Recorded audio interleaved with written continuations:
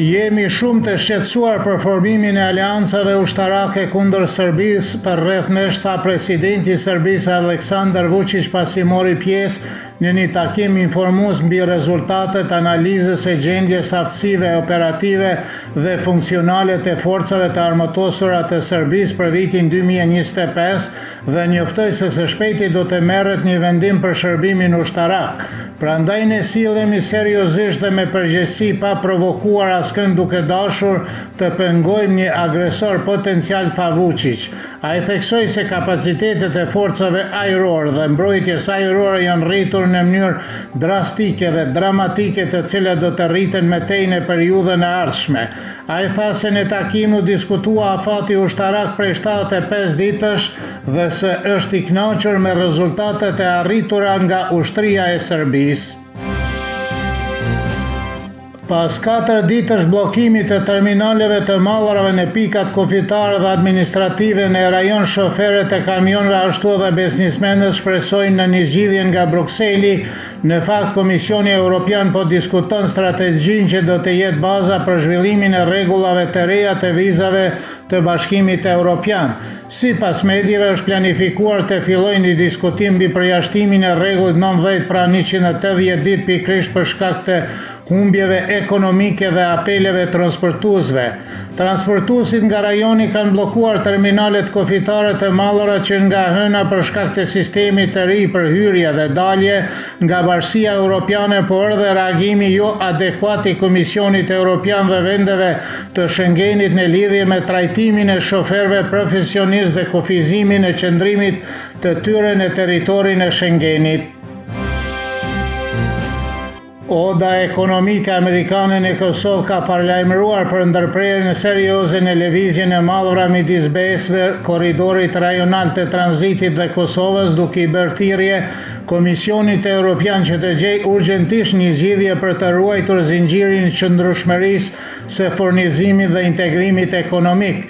Sipas odës ekonomike amerikane, lëvizja e lirë e mallrave dhe funksionimi i qetë i transportit rrugor është thelbësor për zinxhirin e qëndrueshëm të furnizimit, duke mbështetur aktivitetet ekonomike dhe duke përmirësuar integrimin ekonomik me tregun e Bashkisë Evropiane.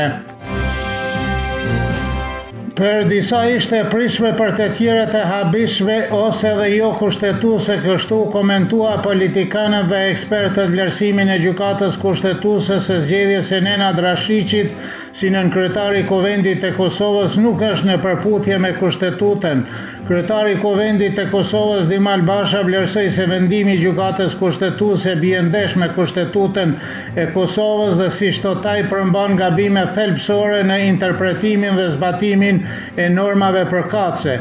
Vullnet Bugaçku nga Instituti Demokratik i Kosovës vlerësoi për Kosova Online se gjykata kushtetuese ka sqaruar në mënyrë të qartë se kandidatët për nënkryetar të komunitetit serb duhet të nominohen nga shumica deputetëve që përfaqësojnë atë komunitet.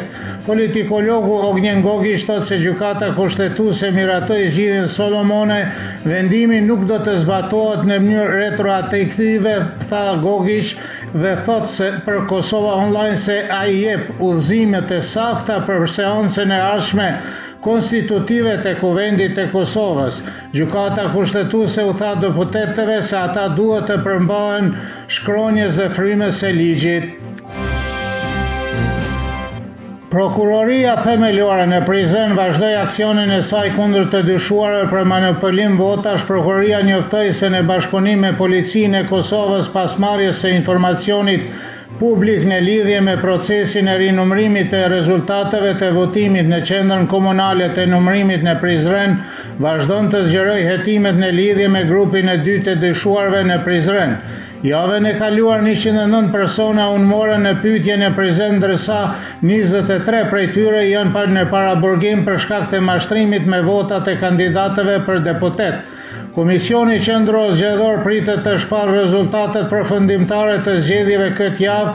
Deri me tani, thonë ata, janë numëruar pothuajse 88% të votave. Gjykatësi Kristofer Gosnell miratoi pjesërisht kërkesën e mbrojtjes së ish-presidentit të Kosovës Hashim Thaçi dhe urdhëri që gjykimi në rastin kundër Thaçit, Bashkin Smakajt, Isni Kilajt, Fadil Fazliut dhe Haredin Kuqit të fillojë të premten me 27 shkurt në vend të 24 shkurtit siç ishte planifikuar më parë. Siç thuhet në vendimin e gjykatësit, fillimi i gjykimit është shtyrë për të premten me 27 shkurt dhe nëse mbrojtja Thaçit beson se nuk është gati të marrë në pyetje dëshmitarin e parë të prokurorisë, mund të kërkojë një shtyrje shtesë. Pas një kohe të shkurt pa dimër të ftohtë, nesër do të vijë përsëri shi mohet i ftohtë dhe gjatë ditës me vranësira do të vinë nga perëndimi dhe ftofja do të vinë nga veriu gjatë ditës gjithë me rreshjet e lehta. Do të ketë shi në rajonet e ulta kurse borë në rajonet më të larta dhe temperatura e ditës më e larta do të jetë deri në 8 gradë Celsius.